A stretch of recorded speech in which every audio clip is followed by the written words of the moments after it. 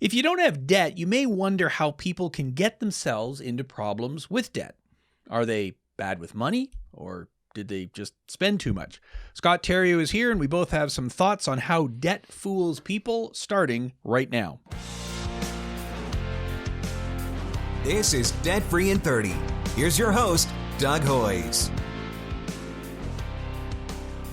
Scott, welcome to your first appearance on Debt Free in 30 in 2020, and this is your first appearance in the new Toronto studio. You ready to talk debt? Yeah, I come in here and sit here a lot just because it's quiet and I can think, but this is my first podcast in here, yes, our permanent Toronto studio. And yeah. it is 12 steps from your office here. Something so like that. It's not hard to travel here. Yeah. It's actually a very small room, but we've got it configured and it's working good. And you're actually giving clients tours of it and everything. Yeah, so. It's become a popular thing. Yeah, it's kind of like the topping on the cake. You know, you get a plan set up, and then you're like, by the way, we do podcasts, right? Come on in, and I think half of them probably don't care. Yeah, they don't. I do. So. Yeah, but it is amazing how many of them say, "Oh yeah, I've listened to a few of them." I had 3 yesterday. Yeah, and all 3 of them were subscribers, and I'm like, wow, that's pretty cool. Listen to us. That's pretty cool. Like real live ones. Well, let's hope we've got something good to talk about today. The topic is how debt fools people. And I want to start off with something I've never done on this podcast before, and that is talk about how debt is good. We're going to give the positive side of debt. Right. And then you can, of course, debunk everything I say. Will, yes. And so the example that occurs to me is somebody who gets a job. And they're living here, but they get a job over there, and they need to have a car for that job because they've got to be at the plant by 4 a.m. The buses aren't running yet, that sort of thing. Yeah. So okay, no problem. And so they go out and they're very prudent. They don't finance some brand new thing. They get some car, the used vehicle. The payments are going to be $300 a month. And as a result of getting that car loan, they're going to be able to get a job where they're getting paid $1,000 a month more. So on the surface of it, that sounds to me like a no-brainer. Right. Are there any downsides to what I just described there? Yeah. So I would say total car cost is where I would come in and say, well, hang on a second. As you said, it's not brand new. So the payments themselves are probably not terribly bad. You got to pay for gas. You got to pay for probably maintenance. If it's not brand new, it's not going to be. It's going to be higher than something that's fully covered by a warranty. And there's nothing like a good car repair to shock you as to really that's what the cost to fix a transmission or a rear end or something. So like it's in the thousands. There's nothing today for it to be in the thousands. Then you got insurance. So when you total this stuff all up, and we know this from live work because we do it every day with people. So people come in, we sit down, we do their budgets in detail, and they spill their guts on everything that they spend on. And I categorize things. So I say, you realize you're spending $1,500 a month on your rent, and you're also spending $1,500 a month on your car. And they're and like, it's a shock. No, I'm not. Yes, yeah, you are, because of the insurance, the maintenance, the gas, and the payments. And of course, the reason they get you into that car is because they break it down into what formerly was every 2 weeks payments. That looks a lot better than $600. So $300 looks better than $600, and $150 looks even better. So your weekly payment is $150, and that's why they get you to sign up. So really, you're paying $600 plus all those other things. Yeah, and it's really easy to get yourself into trouble with that. So it is. Okay, so let's talk about how debt fools people then, because that's the subject. That's the subject of this this first podcast of 2020. Right. So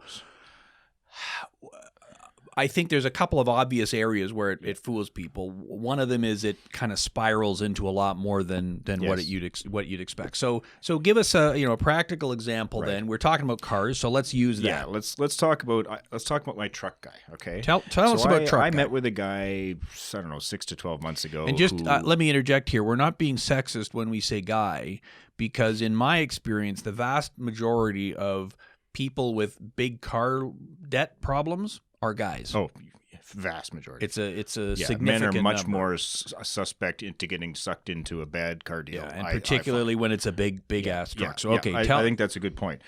So this fellow was a pretty young guy. He was a tradesman, welder, I think actually. So he needed a truck. He needed a truck. Mm-hmm. Because you got tools, you got to haul Yep, around. and he's driving in bad weather because he lives up in the snow belt and whatever. So, so what he did is he was in really good shape financially because he's single, he's making good money, his rent was good, and he got this truck and he bought one of these $80,000, King Ranch or something. Like it was just a loaded truck, and his payments were massive. I was paying $1,000 a month for the truck, just payments. His insurance was $300 or $400. He's pretty young, and I think he'd had an accident, but also it costs a ton to insure a truck like that. So is at least $300-400, and his gas was $600. So he's paying $2,000 out of the gate on this thing. Now he needed a truck, and so that was half of his expenses basically because he's a young guy, single, he's paying some rent. So if you think about that, he's forking over half of his income every month just to drive that truck. Now he needed a truck, okay? And I think what happens is you get sucked into this. I mean, the truck is shiny, it's beautiful, it's great. Your buddies love it, And all of his buddies, he said, had a truck. So some of this was just a bit of peer pressure there, right? Yep. I mean, he could have a beater that, okay, yeah, you got to fix it once in a while, but not every month, And I think if you look at $2,000 a month, that's $24,000 a year. How often is that truck going to break down to that extent, right? So this guy got into this spiral on this truck, and he said to me, "I'm in here because of that truck." Because his dad sent him in. Yep. Because his dad said, "You got to do something. I told you that truck was a terrible deal. You didn't think of all the expenses that were really not hidden but not considered." And he said, "Yeah, a year ago I was doing okay." And you think about that, and you go, "Wait a minute, how can it possibly be $1,000 a month?" Yeah. But you already gave the example earlier that when he went to the car dealership, it wasn't $1,000 a month. No, it was $150 a week or whatever. Not $250 a week or whatever. Yeah, right. So, okay, that is still a big number, but it doesn't sound as much. It's just sneaky, right? Yeah, because it pulls you into the idea of that truck. Whereas if you were thinking of getting something a few years old and whatever, and that guy then dangled that in front of you, or that salesperson did, and then all of a sudden you're down that road, right? And it's very hard to extricate yourself from a deal like that, right? Yeah. Like once you're thinking about it, that's how my guys used to sell tractors and combines, right? Yep. So that's how you do it. And the salesperson would never say, "This truck is going to end up costing you $2,000 a month." Gosh, no, because you'd never buy it then. No chance. But and I'm pretty sure I addressed this in Straight Talk on Your Money. There's got to be a chapter on this somewhere. You got to have the plug for the book at some point in the show. I did that pretty early. This not time like around. It's sitting right. No, there. it's too obvious. If you're not watching on YouTube, then you're missing seeing the book. Yes, the book is sitting between right there. us. Yeah. So the way you sell a car, if I may give advice to car salespeople out there, is you say to the person, "Imagine what it would be like to be driving this vehicle." Yeah. You don't say it's going to cost $2,000 a month. No. You sell the dream. You sell the dream. Yeah, you sell the vision. A shiny new truck is a much better dream than an old beater. Yeah, it practically sells itself. Once you take it for the test drive, and I tell you it's $249 a week. Oh, it's fantastic. Yeah. And so that's how you kind of get sucked in. So, which brings us to this whole concept of the debt spiral. Then, yes. So this particular guy that you're mentioning, he had said to you that a year ago everything was great. Right. Then I got the truck, which was really the only debt he had. Right. And yet he came in to see us. Was that the only debt he had when he came in to see us? This is the thing. So now what happens is 4, 5, 6 months into this truck deal, he runs into some troubles with some, I think one of them was literally he had a pet that got sick and he had to fix the pet. And fixing a pet, not cheap. Surgery, $3,000, doesn't have it, no savings. Yep. Now, if he was paying half of what he was paying for that truck, he could have financed the surgery with the vet because they do that all the time, right? Yep. Or had pet insurance in the first place. Or he might have had $3,000 in his bank account. Exactly, any of those things, right? But now what happens is because you're into this situation where you are so strung by this debt on this truck. Now he has to resort to credit. So he gets one card, he gets another one. He told me he walked into Canadian Tire one day to get some stuff for his truck, and they gave him a card. Mm-hmm. So he walked out with a $10,000 credit card. Now he didn't use the whole 10, but as he ran into troubles because of his cash flow being so restricted to have no room to maneuver at all, he ended up getting more debt. So the debt that he ended up getting was of course way higher interest debt than the truck loan, but the truck was really what caused all the problems. That's what started the spiral, Yep. which is why we call it the debt spiral. Mm-hmm. Well, and you've illustrated, I think, the second way that debt fools people. The first one is this debt spiral that I get the truck, Right. and then now I'm constrained on cash, so I've got to borrow in other areas, and I end up borrowing in more expensive areas. Yes. I suspect the credit card he got had a higher interest rate than the truck loan. Of course. Yeah. And then even the line of credit he had, I think, was more. So it's bigger dollars. Yeah. And then if you really get into the spiral and end up with payday loans and something like that, it becomes huge. So that's the first place that debt fools people. So it causes risk, right? Like so when you get into a debt like that, what you're doing is you're placing yourself at more risk of anything else happening, right? Because you don't have the maneuverability in your budget and no savings. So you've just elevated your level of financial risk. Well, which then becomes the second thing, which is the loss of flexibility. Yeah. And that's how debt really fools you. So. Yeah, because usually an event is what drives someone in to see us, right? It's like they can hang on as long as everything's going okay, but nothing ever goes okay for very long. You always run into bumps along the road. Yeah, and I would say virtually everyone we see has run into a bump along the road. Yeah, some are just maxed out organically, I guess, but a lot of them there's something has happened. Yeah, and the reason they got maxed out is in many cases because an event happened. So I lost my job, got sick, got divorced, bought a truck that I couldn't afford. Went off on maternity leave. There's a whole bunch of reasons. If you have a bunch of cash in the bank, then no big deal. I mean, if you've got $1 million in the bank and no debt and you get laid off, it's like, well, I guess I'll go spend the winter in Florida. Yeah, I'm and going then I'll skiing. look for a job. Yeah, I'm going skiing, whatever. Yeah. Whereas when you're pretty close to being maxed out and that event happens, then you're toast. You've got no flexibility. Yeah. And I mean, I think of this in simple terms too. So we talked about a truck. What if I want to buy a TV? And it's okay. It's $500. If I've got $500 cash, I go buy it. Yeah. If I don't have the cash yet, but I can maybe save $100 a month, well, okay, I saved for 5 months and I got the truck or I got the TV, or I can finance it. Yep. I get the TV right now. That's pretty good. Yep. But now I've limited my flexibility because now I've got this payment on that loan. And it's nice to not have to delay gratification. Right? So if you get your TV now and you realize how easy that is, guess what you're going to do the next time? Well, I'm going to watch my TV on my new couch, right? So, well, because you got to have a couch if you got a TV. Yes. And so it gets to be easy to do it. And I think that's kind of addictive for people. Like, it's hard to fight that. The other thing, I was thinking about this morning, is when you have debt, you start believing you can afford things. Okay? Deep Thoughts by Jack Handey, if you remember that. I do remember. So, Deep Thoughts by Jack Handey. So, if you debt allows you to make yourself believe that you can afford things. So it makes you get used to debt. And once you're used to debt, you got a problem because, debt should always be something like you shouldn't lay away worrying about debt all the time, but you should be aware that you have it and that you ought to be paying it back. And I read that piece that we were referring to about this topic, and the one thing the guy said was, that you get into a mindset and it becomes normalized, and therefore you don't think about debt as something you pay back. You think about debt as something you just have. Right? Yeah, and so when you look at your monthly budgets, well, I've got my rent, I got my food, I got my debt payment, I got my cable, I got my. Okay, well, no, that's not a living expense. Right. That's not a normal living expense, but we think of it as it has become one. It has become one. And, I'm not going to object to someone having a mortgage payment. I'm not going to object to having a car payment. I mean, there's an asset associated with it. Or even a reasonable amount of debt balance, right? But, when you're factoring $1,000 a month in, of minimum payments on debt, and that's just become a line item on your budget, that's when I think you're headed for the spiral. And that's certainly what limits your flexibility. Oh yeah, and I mean I think of this in terms because you're not putting $1,000 away a month for savings. No, but it's coming out of you're paying it. Right? Yeah, in fact you're paying digging someone else. You're digging yourself into the hole Yeah. to the tune of $1,000. Yeah. And when I think of flexibility, I also think of, for example, I own a house.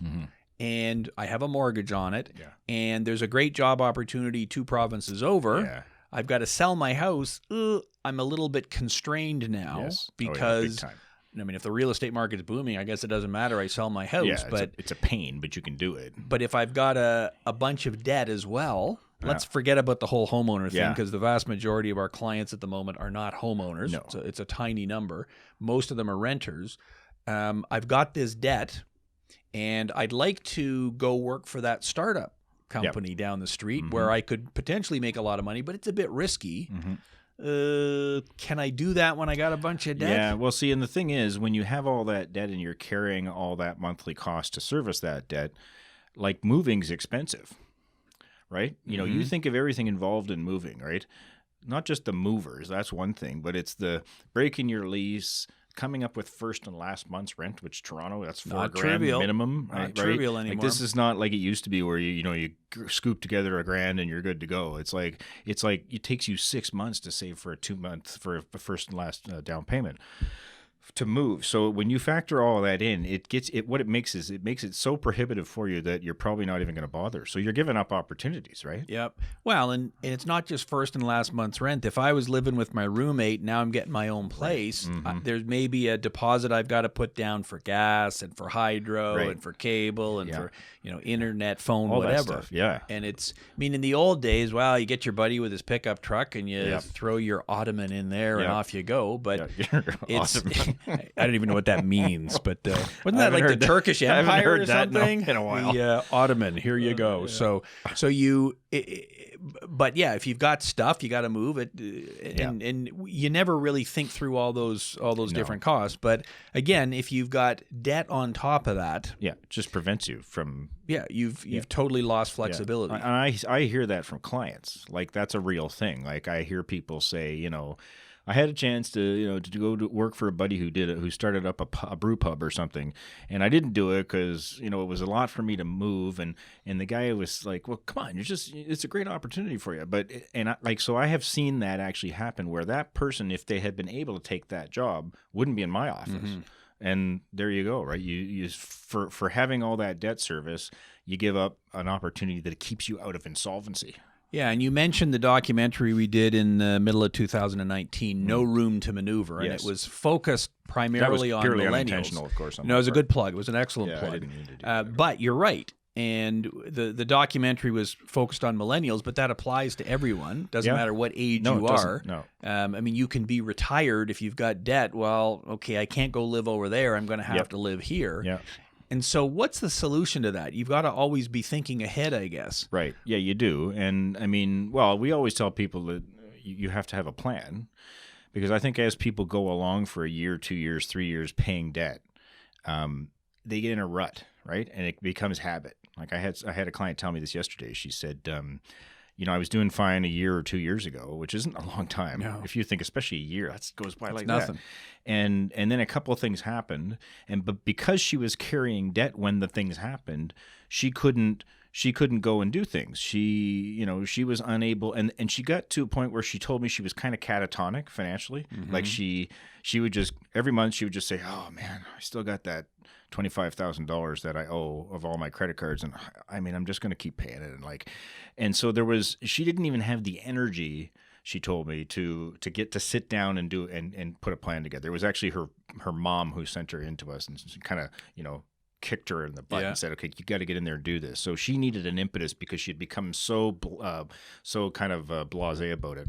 I like that phrase, catatonic. Financially catatonic. Financially catatonic. Yeah, I may have coined something. I think there you go. That'll be on Twitter. Maybe that'll be the name of my book when I write one. Financially catatonic. Yeah. By Scott Terrio. I don't know how to spell catatonic. I'm not sure if I know how to spell financially. 1 L, 2 L's. I never get that right. They got spell check now, so it'd be fine, I guess. Right. But you're right. It's once that debt gets to be so big, then you're stuck. Yeah, it numbs you a bit. It numbs you because what you have to do to undertake a change at that point is significant. Well, and the math just doesn't work. So our typical client owes $40,000-$50,000 in unsecured debt. I'm not talking mortgages or car loans. And it is not unusual for us to see people with minimum payments of between $1,000 and $2,000 a month. Right. It's not unusual at all. Well, if you're earning $3,000 a month, even if you're earning $4,000 a month, even $5,000, that's 40%. If you're even that's 40% of your income after tax income, right? And you know, a big chunk of your income is going to rent and food shelter, and groceries and everything else. So there just is like literally no room to maneuver, and you're stuck. Yeah, and once you become in a spot where you can't do anything, that's when it's just a matter of time, really, because most clients that I meet with and you meet with, like I met with 6 clients yesterday, new ones. And, you know, when you sit and list all their debts out, and at some point I say to them, you're never going to pay this, right? And I know they know that, but I think it's good to say it. Like you were never going to pay this on your own. And that list of debts that's in front of you on that page is what the banks want. That's where they want you, right? They want you in that situation where you have to pay them every month, and it's mostly interest for as many years as possible. Right? Yeah. And so there's no way you're getting out of that without something major happening or coming in to see us, because you need a solution of some kind at that point. Yeah, and that's again how debt fools people, because it sneaks up on you. It's very sneaky, yes, because 10 becomes 20. Yep. 20 becomes 30, and then once you go into the higher interest ones that break the camel's back, it's huge. You know, it's you know, the 40 and 50 at that point, it doesn't really matter. But I think it's the first chunk of debt. It's the older debts that really kill you, because we always have people who, you know, they got 2 or 3 debts that are like they've had them for a long time, and then they got 2 or 3 that are pretty recent, and now they're just done. Yeah, and when you draw that on a pyramid, the first debt they got was maybe it was a, you know, car loan, not a big deal. It was a line of credit, pretty favorable interest rates, but then they needed to get a credit card.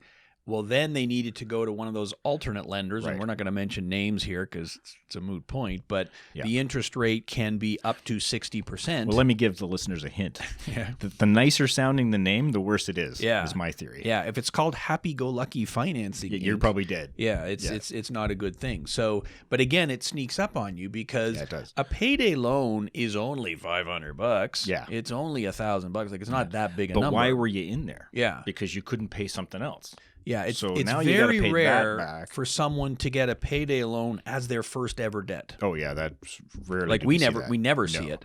But our average client who has a payday loan has more than one of them. It's usually 3, 4, or 5 of them. Yeah. And you're right, that does become the straw that breaks the camel's back. And another sneaky debt that I wanted to mention here, as debt sneaks up on you, debt fools you, is overdraft. So I see people with so their 5 or 6 debts are with 3 banks, okay? And they have bank accounts with those 3 banks. That's pretty natural.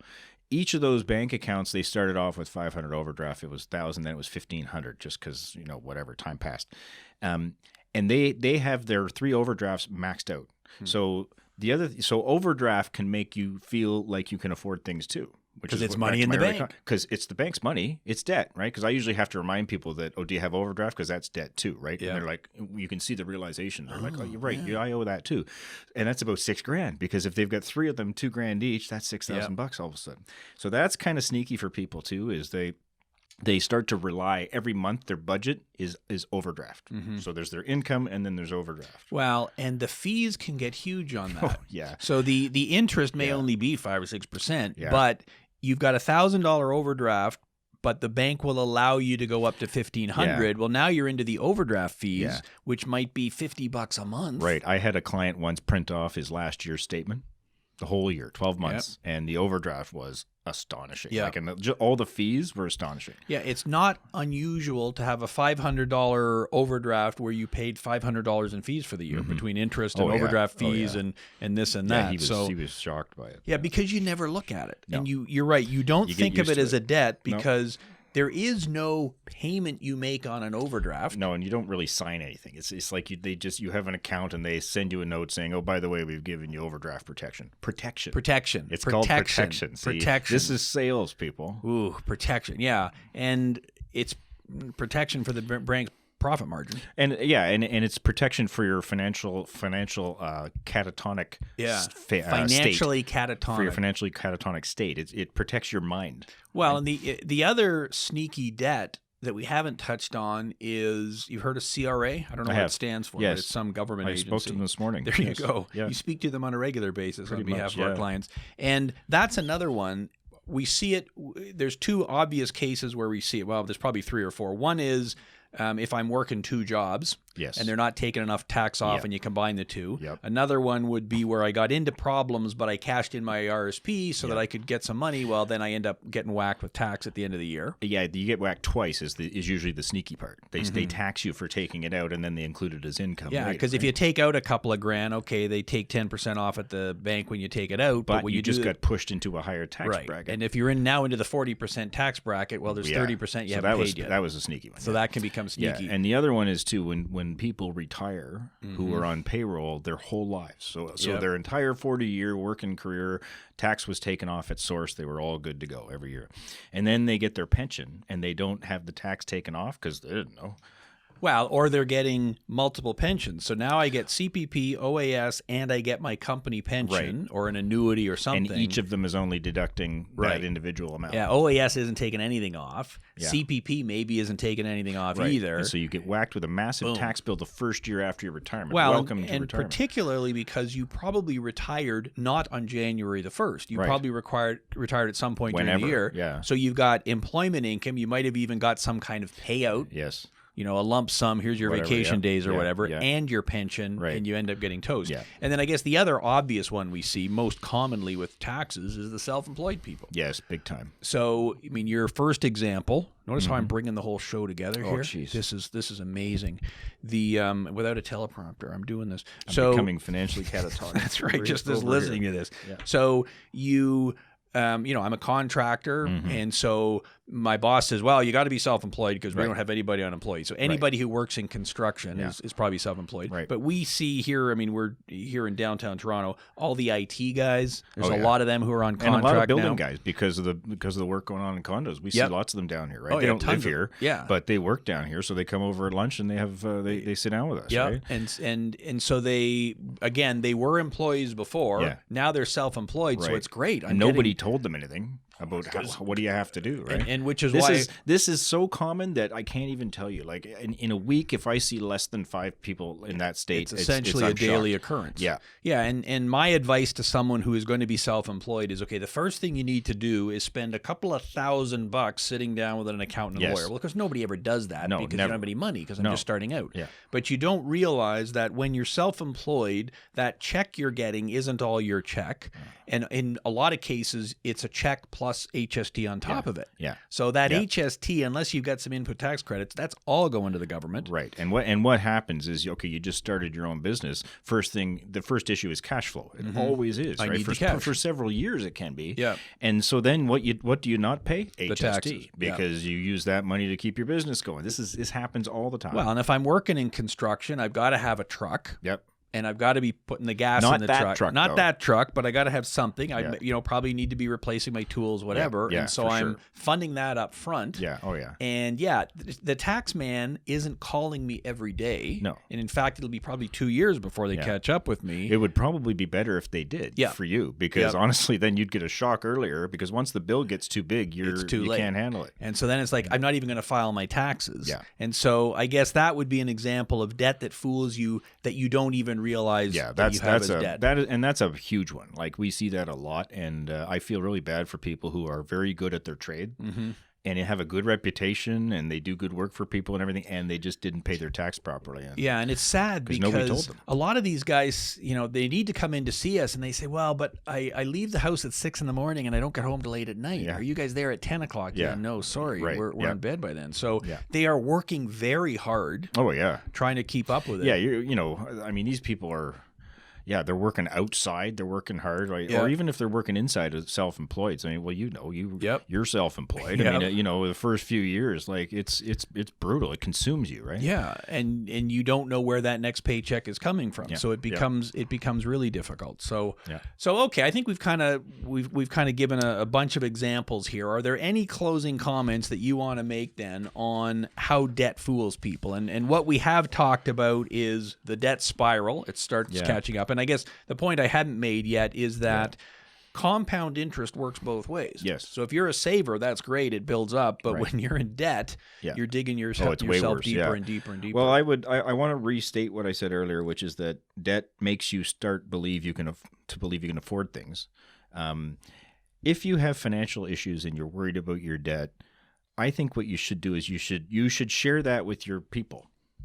spouse, friends, parents, whatever, you should, not necessarily an intervention type or self-intervention, but just tell people, because when people come in to see us and they start to hear things that, did you know you could do this? Did you know you could do that? Did you know you shouldn't do this?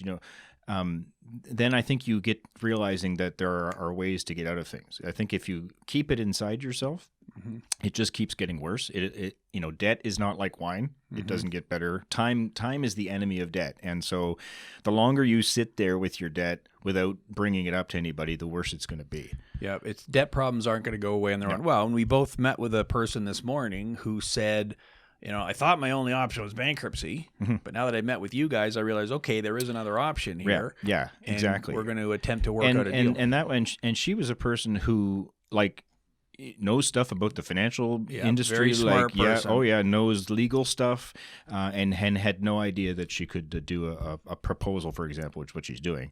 But just it was from talking to somebody, talking to us, right? Yep. Well, and that's why we do this podcast, to try to get the word out there, and the website and everything else. So, well, there you go. I think we've summarized it. You've been able to break in the new studio. I think it worked, and hopefully We coined a phrase. We coined it financially catatonic. So I'm going to actually register a website right now before you can trademark that. Yeah, we'll get that onto. See if we can got it. So, excellent, Scott. Thanks very much. Thank you, Doug. The reason debt fools people is that even when the cost of the debt is perfectly reasonable, the lost flexibility means any little problem can kick off a debt spiral. I think that's a good summary of what we talked about today. Wrap-up. Excellent. That's our show for today. Thanks for listening and watching. Until next week, I'm Doug Hoyes. That was Debt Free in 30.